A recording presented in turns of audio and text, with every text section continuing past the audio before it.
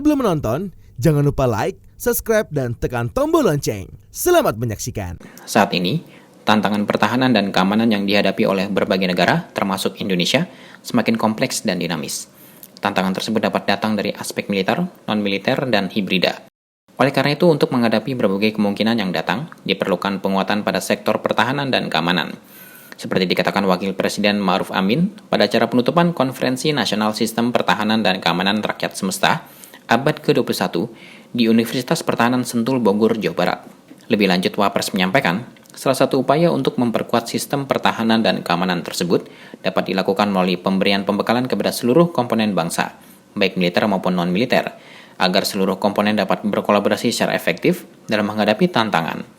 Hal tersebut harus dilaksanakan secara inklusif dan kolaboratif oleh seluruh komponen bangsa. Saya sampaikan apresiasi kepada Kementerian Pertahanan dan Universitas Pertahanan yang telah menginisiasi acara Konferensi Nasional Sistem Pertahanan dan Keamanan Rakyat Semesta ke-21 atau lebih dikenal dengan SIS Hankamrata. SIS Hankamrata abad ke-21 merupakan paradigma pertahanan dan keamanan negara untuk lebih mampu menghadapi dinamika ancaman militer, non-militer secara hibrida dengan mengintegrasikan seluruh sumber daya nasional. Tantangan yang dihadapi oleh bangsa dan negara kita saat ini tidaklah ringan. Globalisasi dan perkembangan iptek yang terjadi tidak hanya berdampak positif, namun juga menjadi potensi ancaman terhadap pertahanan dan keamanan negara yang semakin kompleks dan dinamis. Pandemi COVID-19 yang terjadi saat ini juga menjadi salah satu ancaman global yang patut diwaspadai.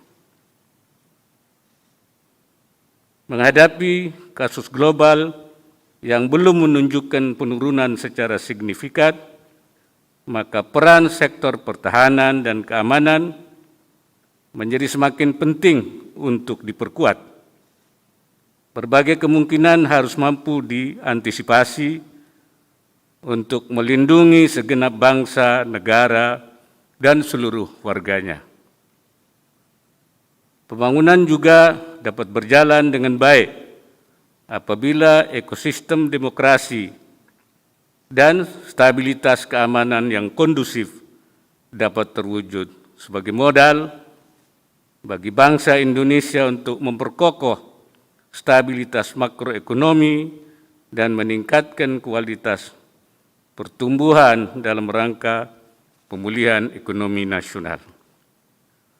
Hadirin yang berbahagia, SIS Hankamrata merupakan doktrin dan sekaligus strategi pertahanan negara yang menggunakan segenap kekuatan dan kemampuan komponen militer dan non-militer secara menyeluruh dan terpadu. Oleh karena itu, segenap komponen bangsa, baik pemerintah, TNI, kepolisian, dan seluruh masyarakat perlu mendapatkan pembekalan agar memiliki kesiapsiagaan dan kewaspadaan, sehingga segala ancaman dan tantangan yang muncul bisa dihadapi dengan baik.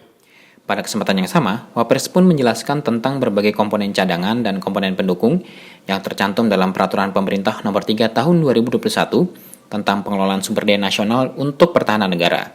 Ia menilai bahwa pengelolaan sumber daya ini harus dilakukan sejak dini untuk semakin memperkuat sistem pertahanan Indonesia dalam menghadapi tantangan yang ada.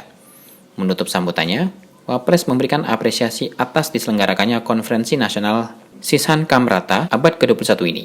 Ia pun berharap agar apa yang sudah dihasilkan dalam pembahasan konferensi dapat memberikan manfaat yang nyata bagi seluruh masyarakat dan bangsa Indonesia. Sebelumnya, Menteri Pertahanan Prabowo Subianto dalam laporannya menyampaikan, Selama ini pemahaman tentang Sisham Kamrata lebih sering dijumpai untuk personil di kalangan militer saja. Untuk itu, diperlukan juga sosialisasi Sisham Kamrata untuk kalangan non-militer. Di sisi lain, Menhan menilai bahwa dokumen Sisham Kamrata yang ada saat ini usianya sudah cukup lama, sehingga terdapat urgensi untuk memperbarui dokumen tersebut agar dapat diimplementasikan sesuai dengan tantangan zaman yang ada saat ini. Selama ini, pemahaman dan pembahasan tentang Sisham Kamrata lebih dilaksanakan di kalangan Tentara Nasional Indonesia. Pemahaman dan pembahasan Sisham Kamrata baru merdeka, kita mampu menghadapi upaya untuk menghancurkan kemerdekaan Republik Indonesia. Namun, payung hukum dan produk-produk strategis tentang Sisham Kamrata masih sangat terbatas. Bahkan produk-produk tersebut adalah produk dari tahun 60-an dan tahun 70-an. Dapat dikatakan sudah 50 tahun lebih usianya. Perlu dilakukan aktualisasi, disesuaikan dengan abad ke-21, dengan keadaan yang kita hadapi sekarang, dan dasawarsa yang akan datang. Karena itu, konferensi ini pada awalnya ditujukan kepada menghasilkan suatu dokumen strategis Sisham Kamrata untuk bangsa Indonesia di abad ke-21.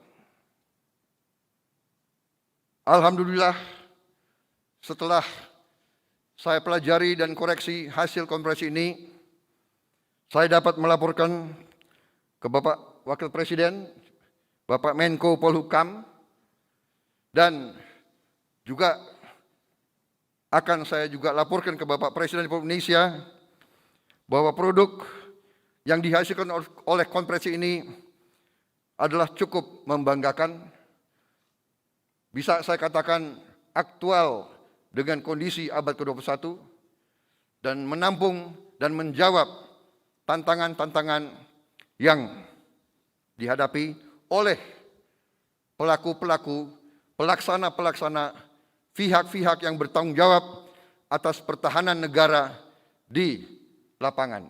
Sebagai informasi, konferensi nasional yang diadakan selama 5 hari mulai tanggal 14 sampai 18 Juni 2021 ini menghadirkan pembicara dari lintas institusi, di antaranya perwakilan dari Kementerian Pertahanan, Markas Besar TNI, Mabes Polri, kementerian atau lembaga pemerintah lainnya, pemerintah daerah, kalangan industri pertahanan, dan perguruan tinggi.